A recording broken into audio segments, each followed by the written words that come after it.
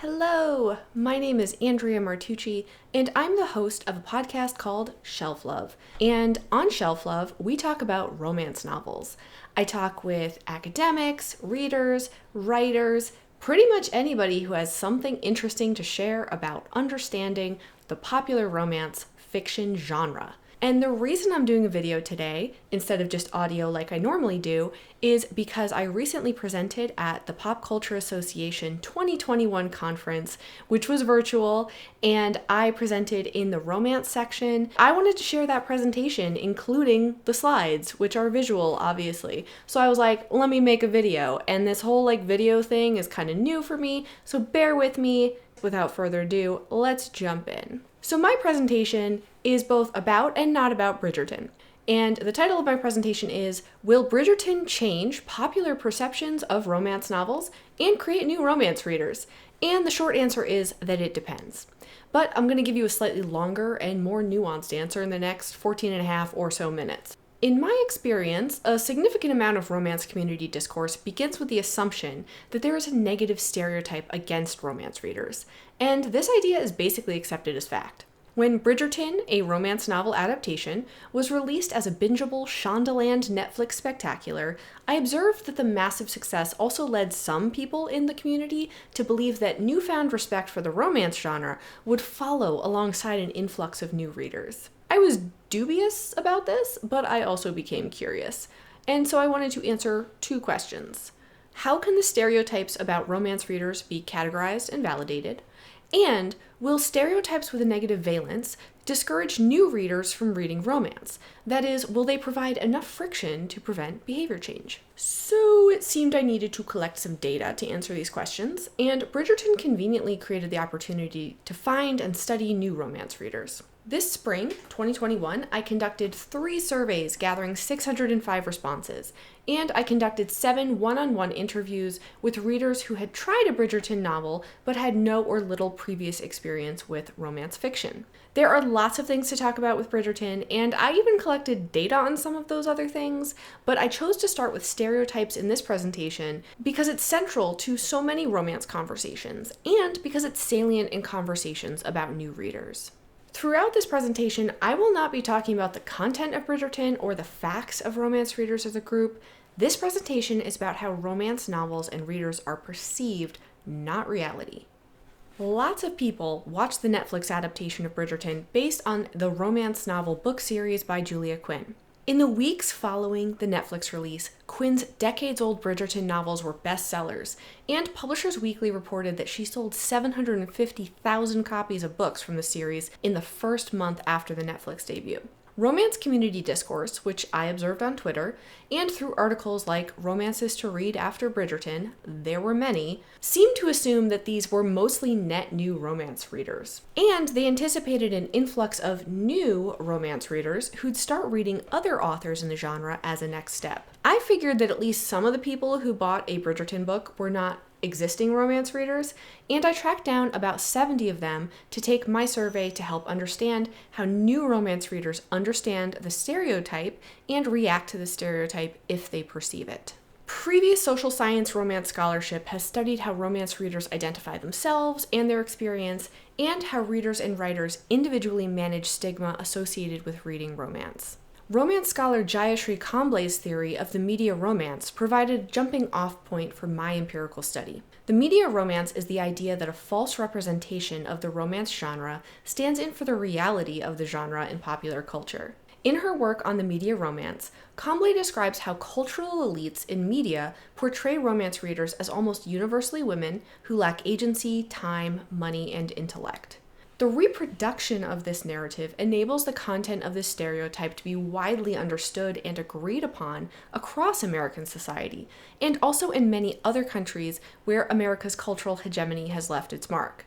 The conceptions, and perhaps misconceptions, about romance readers are inextricably intermingled with how society views romance readers. As part of my research, I asked participants to write 3 words they associated with romance novels. Focusing on responses from the new Bridgerton readers, 62% of responses used a word I coded as describing poor quality stories and bad writing. This included words like trash, light, sappy, cliché, and formulaic. 15% use the exact word cheesy. One response really sums up the general zeitgeist: trashy, feminine, bad. 25% indicated that romance novels were unrealistic, using words like fantasy, melodramatic, unrealistic, and wish fulfillment. So now let's see what words are used to describe romance readers. 41% of new Bridgerton readers used at least one word associated with women. Other common themes described romance readers using words like emotional, unrealistic, romantic, bored. Because romance novels are understood to be mindless and unrealistic, this creates the perception that readers who prefer this content must be incapable of reading substance and are therefore intellectually lacking. By contrast, existing readers made a point to identify words like smart, intelligent, thoughtful, voracious reader, likely in a self-conscious effort to combat this association. Now let's back up. What's a stereotype? Stereotypes are a type of schema studied within social psychology. Stereotypes are category-based responses, which means that the individual reacts to another person as an interchangeable member of a social group. The Stereotype Content Model, SCM, developed by Susan Fiske and colleagues, provides a taxonomy to identify the content and dynamics of the romance reader stereotype. Diverging from previous social psychology research on stereotypes, which believes that they were more of a binary, SCM identified that most stereotypes are mixed and ambivalent, with a smaller percentage of groups categorized as pure antipathy. I believe that the strength of the SCM framework is that it also acknowledges and accounts for intersectional and contextual identities. People are marginalized for many reasons: gender, race, sexuality, ethnicity, and social or economic class, to name a few. But different aspects of our identity become salient depending on social context. I believe in the context of leisure activities like reading, perceived cultural class becomes most salient, with class markers correlating to status. The SCM proposes and tests a comprehensive causal theory. Perceived social structure, based on level of cooperation and status, predicts stereotypes, which are mixtures of high or low warmth and competence, which in turn predict specific emotional prejudices: admiration, pity, contempt, envy, and finally, the emotions predict discrimination, active or passive help and harm. In my research, I focused in on validating the content of the romance reader stereotype and the corresponding emotional prejudice. Previous SCM research found that stereotypes about women tend to bifurcate into ambivalent stereotypes based on perceived competition with the in-group for resources, and level of cooperation with that in-group. I would characterize this split as having cultural class implications, not just gender. Traditional women, or housewives, are assumed to cooperate within the hegemonic heterosexual family unit. They're seen as lacking cultural and economic power, and are therefore stereotypically considered to have low competence. The corresponding paternalistic prejudice means that they are liked, but they are not respected, and as a group, they are pitied. Based on the content of the media romance, I hypothesized that romance readers would fall within the high warmth, low competence quadrant and would be pitied. I collected data to support my hypothesis that romance readers are categorized within the paternalistic stereotype quadrant. Here are the SCM data reference points. You can see that the in-group stereotype that is admired is high in competence and high in warmth, and the group that elicits contempt is low in warmth and competence. And then you have the two mixed stereotypes that are a little bit more ambivalent. You have pity and envy, and each of them is high in one dimension and low in the other, with pity being high in warmth but low in competence, and envy being high in competence but low in warmth. Now, here's my data showing that romance readers' mean socially perceived competence is lower than their perceived warmth, which was as predicted. My data is the star, and the little face in that circle is the original SCM data. You can see that they are very close together. The numbers from my study corresponded very closely to those in the original SCM research for the paternalistic stereotype. I also segmented responses based on self-identification as a romance reader to see if their responses varied. Romance readers actually skewed slightly lower on assigning perceived mean competence, but their responses still fit the predicted pattern. I also asked what emotional response was correlated with romance readers as viewed by American society, and as predicted, pity was the most common response across all groups. I'm going to come back to how romance readers differed here later. This provides support for the idea that there is a shared stereotype of romance readers across American society, regardless of identification with that group, and that the stereotype fits the SCM model of a paternalistic stereotype. SCM predicts that based on the paternalistic stereotype, you'd expect to find behavior that corresponds to active facilitation and passive harm towards romance readers as a group. Passive harm is pity involving disrespect and includes exclusion, ignoring, and limiting access to resources. In my experience, anecdotal evidence certainly supports that romance readers experience passive harm. When I think of how this manifests interpersonally, I think of dismissive comments like, "Why don't you read real books?" Institutionally, I think of examples like how romance is excluded from book festivals or given less shelf space in bookstores, gets less coverage in major media, smaller promotional budgets from publishers, and Vasiliki Veros recently wrote about how dismissive librarian attitudes of romance leads to its marginalization in libraries as well. So I've covered my first question, now on to question 2. To understand if this paternalistic prejudice dynamic will impact receptivity to romance, I'm going to refer to theories on behavior change. Dan Ariely explains how behavior change requires addressing motivation and friction, and Leon Festinger developed a theory of cognitive dissonance to explain how attitudes interact with behavior. So let's go back to the Bridgerton readers and see if their experience reading romance changed their attitude and/or behaviors. Intention to read more romance was correlated strongly with stated attitude change, and enjoying the romantic elements also strongly correlated with intention to read more. This is how I'm going to conceptualize what this data is showing. Bridgerton on Netflix created the motivation to read a specific romance despite accepted stereotypes about romance readers. These people read a Bridgerton novel. If they did not enjoy the experience, for reasons that could range from individual preference to socialization effects, their pre-existing bias has been confirmed, and the stereotype about romance is reinforced as accurate. There's no motivation and lots of friction preventing them from reading more romance. Attitudes align with behavior, and so there is consonance. Liking romance content, however, creates a motivation to want to read more. This reader now encounters some friction as they bump up against the stereotype, and they experience cognitive dissonance. For example, I want to read more romance, but society believes that romance readers are incompetent and pitied, and this is a threat to my self-esteem, and I find this psychologically uncomfortable. The new romance reader is now imagining the social repercussions of reading romance and how it may impact how others perceive them. Individuals have no control over the socially shared stereotype, so how can they mitigate the cognitive dissonance?